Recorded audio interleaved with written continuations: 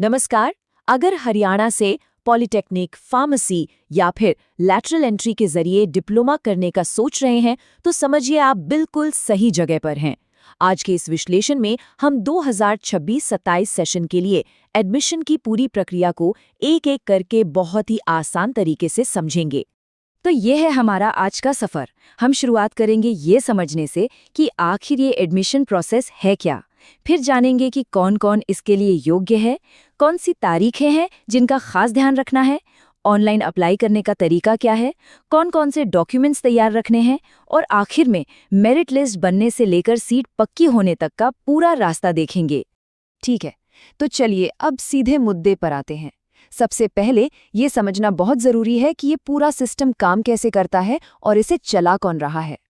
तो ये जो पूरी प्रक्रिया है ना, इसकी कर्ता धर्ता है HSTES यानी Haryana state technical education society. यही वो सरकारी बॉडी है जो सारे डिप्लोमा एडमिशन्स को ऑनलाइन मैनेज करती है। मतलब कोई भी अपडेट हो या अप्लाई करना हो, सब कुछ इनकी ऑफिशियल वेबसाइट techadmissionshariana.gov.in पर ही होगा। और हाँ, सबसे बड़ी और अच्छी खबर ये है कि यहाँ कोई एंट्रेंस एग्जाम नहीं होता। जी हाँ, आपका एडमिशन पूरी तरह से मेरिट पर टिका है। मतलब आपने जो अपनी पिछली परीक्षा पास की है, चाहे वो 10वीं हो या 12वीं, उसी के नंबरों के आधार पर एक रैंक लिस्ट बनेगी। जिसके नंबर ज्यादा, उसकी रैंक बेहतर। सिंपल। ठीक है, तो एडमिशन तो मेरिट पर होगा, ये तो साफ हो गया। लेकिन अब सवाल ये उठता है कि इस दौड़ में शामिल होने के लिए जरूरी योग्यता क्या है। चलिए, अलग अलग कोर्सेज के लिए क्या शर्तें हैं, उन्हें जरा ध्यान से समझते हैं। यहाँ देखिए, 2 रास्ते हैं। अगर रेगुलर डिप्लोमा इंजीनियरिंग में एडमिशन लेना है तो बस 10वीं पास होना ही काफ़ी है। लेकिन अगर लैटरल एंट्री के जरिए सीधे दूसरे साल में एडमिशन चाहिए तो या तो आपने 12th साइंस या टेक्निकल सब्जेक्ट से की हो या फिर 10वीं के बाद 2 साल का ITI कोर्स किया हो। अब अगर बात करें डिप्लोमा इन फार्मेसी की तो इसके लिए नियम थोड़े और खास हैं। इसमें एडमिशन के लिए 12वीं पास होना तो ज़रूरी है ही, साथ में ये भी पक्का करना होगा कि आपके पास फिजिक्स और केमिस्ट्री तो थे ही और इन दोनों के साथ या तो बायोलॉजी था या फिर मैथमेटिक्स। अब बात करते हैं उस चीज की जिसे बिल्कुल भी नजरअंदाज नहीं किया जा सकता, और वो है जरूरी तारीखें। ये वो हिस्सा है जहां जरा सी भी चूक नहीं होनी चाहिए, क्योंकि एक डेट मिस हुई मतलब मौका हाथ से गया। ये देखिए, ये HSTES की तरफ से जारी किया गया ऑफिशियल एडमिशन शेड्यूल है। एक बात का ध्यान रखिएगा कि ये तारीखें टेंटेटिव हो सकती हैं, मतलब इनमें बदलाव हो सकता है। इसलिए हमारी सलाह यही है कि लेटेस्ट जानकारी के लिए आप techadmissionshri.gov.in वेबसाइट को रेगुलरली चेक करते रहें।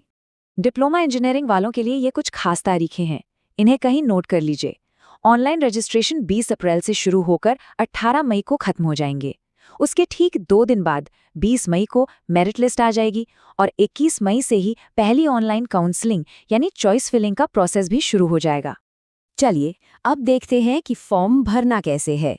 घबराने की बिल्कुल ज़रूरत नहीं है, प्रोसेस बहुत ही सीधा और स्टेप बाय स्टेप है। आइए इसे एक-एक करके समझते हैं। अप्लाई करने के लिए एक एप्लीकेशन फीस देनी होती है, और हाँ, ये फीस नॉन रिफंडेबल है, मतलब ये वापस नहीं मिलती। जनरल कैटेगरी के लिए ये फीस है 1000 रुपीज़ और जो हरियाणा की रिजर्व्ड कैटेगरीज हैं उनके लिए ये 700 है। पूरी प्रक्रिया बस इन 6 आसान स्टेप्स में हो जाती है। सबसे पहले ऑफिशियल वेबसाइट पे जाना है, फिर रजिस्टर करके अपना यूजर आईडी और पासवर्ड बना लेना है। उसके बाद लॉगिन करके फॉर्म भरना है, अपने डॉक्यूमेंट्स अपलोड करने हैं और आखिर में ऑनलाइन फीस पे कर देनी है। बस हो गया। फॉर्म भरने बैठने से पहले की तैयारी, ये बहुत ज़रूरी है। अगर सारे कागजात पहले से तैयार हैं तो यकीन मानिए आधी टेंशन तो वहीं खत्म हो जाती है। तो देखते हैं क्या क्या चाहिए होगा। तो देखिए, ये वो डॉक्यूमेंट्स हैं जो हर कैंडिडेट को चाहिए ही चाहिए।